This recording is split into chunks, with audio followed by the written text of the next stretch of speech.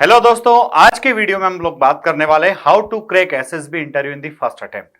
जी हाँ दोस्तों, जब भी हम किसी काम को करने के लिए जा रहे हैं, अगर उस काम में हमें पूर्ण सफलता अर्जित करना है तो सबसे पहले उसके बारे में हमको पूरी इंफॉर्मेशन पता होना चाहिए। आज के वीडियो में मैं आपको बताने वाला हूं कि एसएसबी इंटरव्यू के 5 दिनों में क्या होता है और आप वो कौन सी 10 टिप्स का इस्तेमाल करें जिससे आप अपने पहले ही अटेम्प्ट में अपना रिकमेंडेशन सुनिश्चित कर लें। तो डियर स्टूडेंट्स, एसएसबी इंटरव्यू जो कि आप एनडीए, सीडीएस और एफकेट जैसी बहुत ही इंपॉर्टेंट एग्जामिनेशन को क्लियर करने के बाद देते हो, या फिर आपका अपने एकेडमिक्स में एक्स्ट्रा ऑर्डिनरी परफॉर्मेंस होता है जिसके बेसिस पर आपको डायरेक्ट कॉल्स आते हैं, तो किसी भी स्थिति में एसएसबी इंटरव्यू देने वाला बंदा सामान्य नहीं होता है। डेफिनेटली वो एक्स्ट्रा ऑर्डिनरी होता है और वो बच्चा सीखने में बहुत ही ललायत होता है, बहुत आसानी से चीजें सीख जाता है।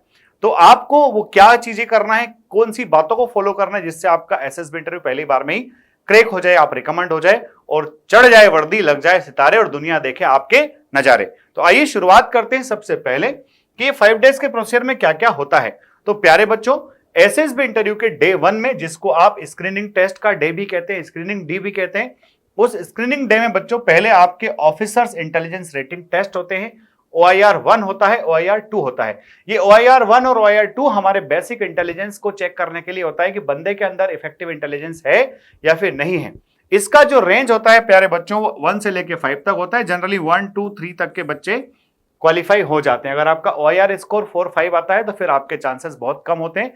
इसलिए अगर आप एसएसबी इंटरव्यू के लिए जा रहे हैं तो सबसे पहले OIR की तैयारी करके जाए। OIR के लिए मार्केट में डिफरेंट बुक्स अवेलेबल है, आप कोई सा बुक खरीद सकते हैं या फिर आप रीजनिंग का वर्बल नॉन वर्बल का बुक लेकर के भी अपनी प्रिपरेशन कर सकते हैं। प्रैक्टिस सेट जरूर लगाएं ताकि आप गिवन टाइम के अंदर, लिमिटेड टाइम के अंदर अपना OIR सॉल्व कर पाए। अब OIR के बाद बात आती है बच्चों PPDT की, picture perception description test. PPDT के लिए आपको सबसे बेस्ट सोर्स यही चैनल है जिस पे आप इस वीडियो को देख रहे हैं। आप इस चैनल पर पाएंगे कम से कम 50 से 60 PPDT स्टोरीज विद एग्जांपल्स। वहां से आपको आइडियाज और थीम तो मिलेगी, प्रैक्टिस भी बहुत बेस्ट वे में हो जाएगी। तो PPDT जो होता है बच्चों, इसमें आपको एक पिक्चर दिखाया जाता है 30 सेकंड्स के लिए, और वो 30 सेकंड्स पर पिक्चर देखने के बाद आपको एक स्टोरी लिखना होता है। तो PPDT के 3 पार्ट मान सकते हैं। पिक्चर को आपने ऑब्जर्व किया, फिर स्टोरी लिखी, स्टोरी लिखने के बाद में आपको उसी स्टोरी को नरेट करके, बोल करके समझाना होता है और बाद में अपने ग्रुप के साथ डिस्कशन करना होता है, जिसके लिए आपको प्रैक्टिस की आवश्यकता लगती है। अगर आपको भी फर्स्ट अटेम्प्ट में एसएसबी इंटरव्यू में रिकमेंड होना है तो आप फोर्स डिफेंस एकेडमी के ऑफलाइन बैच को ज्वाइन कीजिए।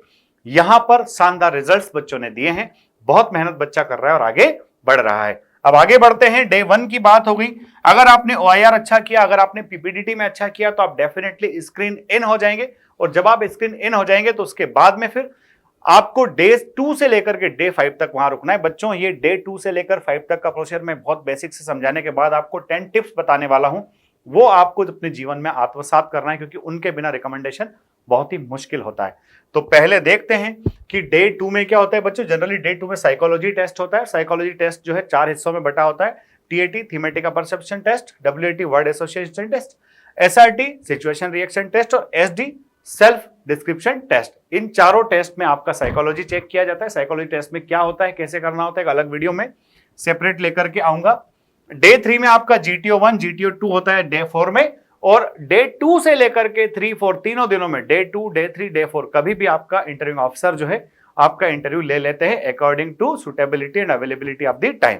तो डे 1 में आपका स्क्रीनिंग टेस्ट हो गया। 2, 3 और 4 इन तीनों दिनों में आपका GTO, साइकोलॉजी और इंटरव्यू तीनों निपट जाते हैं। और जो 5वां दिन होता है मेरे प्यारे बच्चों, this is the day of your selection, जिस दिन आप बड़ा हैप्पी होते हैं, चीयरफुल होते हैं और रिकमेंड होने के बाद मुझे फोन करते हैं, सर मैंने आपका वीडियो देखा था और खूब मेहनत की थी, माता पिता का आशीर्वाद था, टीचर्स ने खूब गाइड किया, मैं रिकमेंड हो गया। तो this is your conference day, जिस दिन आपका सिलेक्शन हो जाता है। तो प्यारे बच्चों, ये कॉन्फ्रेंस तक पहुंचने के लिए, रिकमेंडेशन प्राप्त करने के लिए आपको किन मेन बातों का ध्यान रखना है। तो सबसे पहली बात जो है, डोंट बी नर्वस। बच्चों, सबसे बड़ी बात क्या होती है, बच्चा जब खूब मेहनत करके एनडीए पास किया है, क्योंकि एनडीए सीडीएस की प्रिपरेशन जब स्टूडेंट कर रहा होता है वो एकेडमिक्स में खूब घुसा होता है, उलझा हुआ होता है, वो अपने सब्जेक्ट्स को इतना ज्यादा पढ़ रहा होता है कि उसको अपने थॉट्स को डेवलप करने के लिए, डिफरेंट बुक्स पढ़ने के लिए टाइम नहीं मिलता है। ऐसे में डायरेक्टली जब बंदा बिना प्रिपरेशन के लिए जाता है तो थोड़ा नर्वस होता है। आपको अपनी नर्वसनेस पर काबू रखना है। अगर आपने अपना नर्वसनेस पर काबू रख लिया तो डेफिनेटली आप वहां पर अच्छा परफॉर्म कर पाएंगे, वो आप परफॉर्मेंस दे पाएंगे जो कि वहां रिक्वायर्ड है आप में देखी जाना है। तो सबसे पहले आपको कॉन्फिडेंट रहना है, नर्वस नहीं होना है। दूसरी बात, प्रैक्टिस मेक्स मैन परफेक्ट। जैसा कहा जाता है कि एसएसबी इंटरव्यू का जो 5 डेज का प्रोसीजर है, वो 5 डेज का जो पेपर है मेरे प्यारे बच्चों, वो पूरा पेपर आउट सिलेबस है। यानी कि हर चीज आपको पता है कि वहां जाकर के करना क्या है। तो जब जाकर के वहां जो करना है आपको पता है, तो आप पहले से ही उसकी प्रैक्टिस कीजिए, क्योंकि प्रैक्टिस कर करके इंसान परफेक्ट होता है। पीपीडीटी में स्टोरी लिखने की प्रैक्टिस कीजिए, ओआईआर में ऑफिसर इंटेलिजेंस रेटिंग में आपका वर्बल नॉन वर्बल की प्रैक्टिस कीजिए, क्योंकि प्रैक्टिस से आप परफेक्ट हो जाएंगे। तीसरी बात है, कोचिंग ले या ना ले, कोचिंग करना चाहिए या फिर नहीं करना चाहिए, ये बड़ा डिलेमा होता है बच्चों के बीच में और बच्चे इस कंफ्यूजन में रह जाते हैं। देखिए बच्चों, अगर कुछ नहीं पता है तो चीजों को सीखकर, चीजों को जानकर जाने में कोई बुराई नहीं है, क्योंकि हर जगह आपसे यही उम्मीद की जाती है कि आप जिस काम के लिए आ रहे हैं, जिस टास्क को परफॉर्म करने के लिए आप जा रहे हो, उसके लिए आपको गाइडेंस लेकर के आना चाहिए। क्योंकि जब हमारी फौज किसी ऑपरेशन पर जाती है तो वहां अनट्रेंड ऑफिसर्स को नहीं भेजा जाता है, वहां ट्रेंड ऑफिसर्स जाते हैं। हाँ, सीखने में बुराई नहीं है, रटने में बुराई है। तो ऐसी कोचिंग पे बिल्कुल नहीं जाना है जहां रट्टाफिकेशन होता है, क्रेमिंग जहां पर होती है। आपको ऐसी कोचिंग्स पे जाना है जहां आपके सेल्फ डेवलपमेंट के पीछे काम किया जाता है, जहां आपको मॉडिफाई किया जाता है, जहां आपके थॉट्स में रिचनेस लेकर के आई जाती है। तो कोचिंग अगर जरूरत है तो कोचिंग करके जाइए। अगर घर परिवार में ऐसा माहौल है या फौज से रिलेटेड बैकग्राउंड है, फिर शायद कोचिंग की जरूरत आपको नहीं होगी। फोर्थ है बच्चा, बी पॉजिटिव। जनरली बच्चा अलग अलग स्टिमुलस के सामने अलग अलग रिएक्शन करता है। आप थोड़ा सा अपने आप को पॉजिटिव रखिए, हर चीज में आप थोड़ी अच्छाई देखने की कोशिश कीजिए। कई बार आपने स्कूल चेंज कर दिया, आपका परसेंटेज कम बना, आपको लगता है आपके मेंटर्स सही नहीं थे, आपके स्कूल में सही गाइडेंस नहीं मिला था, इन सारी चीजों से बचना है। You should be optimistic, you should be positive. जितना पॉजिटिव आप रहेंगे उतनी पॉजिटिविटी आपकी साइकोलॉजी, जीटी और इंटरव्यू के अंदर झलकेगी, और वो पॉजिटिविटी ही एक मेन वजह होगी जो आपका सिलेक्शन कराएगी। तो आपको पॉजिटिव रहना है। फिफ्थ है बच्चा, फ्रेंडलीनेस। जनरली कई बार बच्चे जाते हैं तो वहां ओवर फ्रेंडली हो जाते हैं, और कई बार ऐसा होता है कि बच्चा दूसरे बच्चों से घुल मिल ही नहीं पाता है। चूंकि फौज में रह करके आपको एक ग्रुप में काम करना है, और ग्रुप में इस तरह से काम करना है कि पूरा ग्रुप आपकी बातें माने। आप सोचिए, जहां मांगने पर बच्चों को एक दूसरा बच्चा पेन नहीं देता है, वहां आपके कहने पर कोई व्यक्ति अपनी जान की बाजी लगाने के लिए अगर तैयार हो सकता है, तो आपका व्यवहार, बिहेवियर बिल्कुल वैसा ही होना चाहिए जिसमें फ्रेंडलीनेस बिल्कुल निकल करके सामने आए। फ्रेंडलीनेस के बाद है बच्चा, जनरल अवेयरनेस। हम लोग जानते हैं कि जीटीओ के टास्क में दो इंपॉर्टेंट टास्क होते हैं, जीडी और लेक्चरेट। ग्रुप डिस्कशन आपका पहला टास्क होता है बच्चों, और ग्रुप डिस्कशन भी एक नहीं होते, दो दो ग्रुप डिस्कशन होते हैं।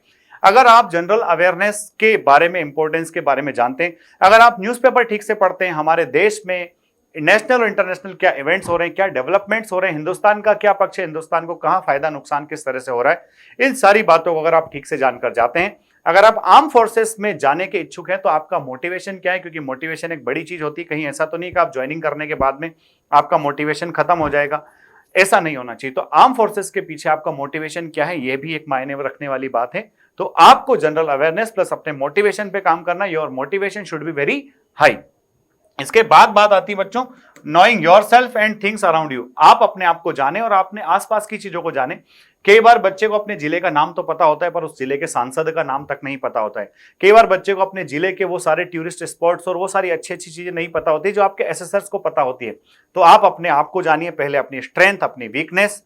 और अपनी स्ट्रेंथ वीकनेस कहां पता चलेगी, आप अपने पेरेंट्स से बात कीजिए, अपने भाइयों से बात कीजिए, अपने फ्रेंड से बात कर लीजिए। थोड़ी बहुत जो कमियां होंगी वो निकल करके आ जाएगी। बहुत आपको संत महात्मा नहीं बनना है, जस्ट एक वो बच्चा बनना है जैसा एक टीचर अपने विद्यार्थी से उम्मीद करता है, एक माता पिता अपने बच्चे से उम्मीद करता है। इतना अपने आप को अगर आपने सजा सवार लिया, योर रिकमेंडेशन इज निश्चित। चलो आगे बढ़ते हैं। तो आपने अपने आप को देख लिया, उसके बाद में 8th नंबर पे आता है बच्चों ड्रेसअप। जनरली लोग ड्रेसअप को सबसे पहले नंबर पर लेकर आते हैं, मैं पहले नंबर पर नहीं लाया, इसको 8th नंबर पे ले आया, क्योंकि बच्चों ड्रेसअप जो है ये एक इंपॉर्टेंट पार्ट जरूर है, पर इसका मतलब ये नहीं कि ड्रेसअप ही सब कुछ है। अगर आप मिडिल क्लास फैमिली से बिलोंग करते हो और बहुत ज्यादा महंगा कपड़ा खरीद करके पहन करके गए, डजंट मैटर, उससे कोई फर्क पड़ने वाला नहीं है। आप जैसे हो, हमेशा से जिस तरह से रहते आए हो वैसे रहिए।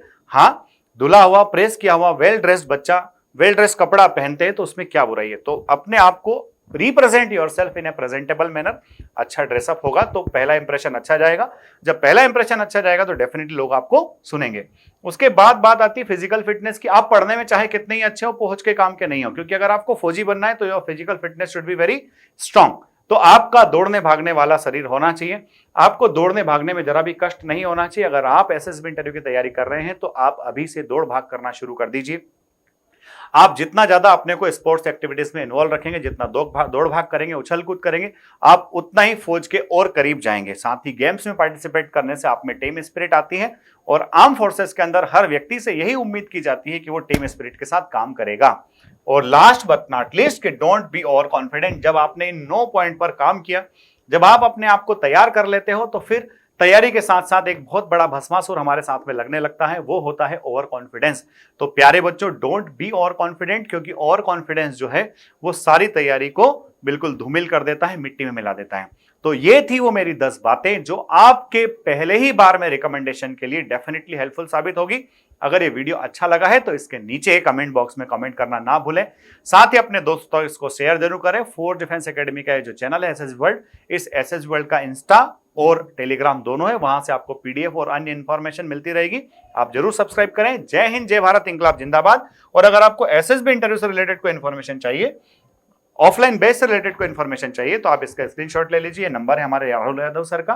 राहुल यादव सर आपको सारी जानकारी दे देंगे। साथ ही साथ जून के सेकंड वीक में एसएसबी का एक कैंप आ रहा है, जिसमें जीटीओ, साइकोलॉजिस्ट, इंटरव्यूइंग ऑफिसर, ये तीनों ऑफिसर्स मिला करके पूरा 5 दिन का वही फीलिंग देंगे जो फीलिंग आपको वहां मिलता है। तो इस कैंप का हिस्सा जरूर बने।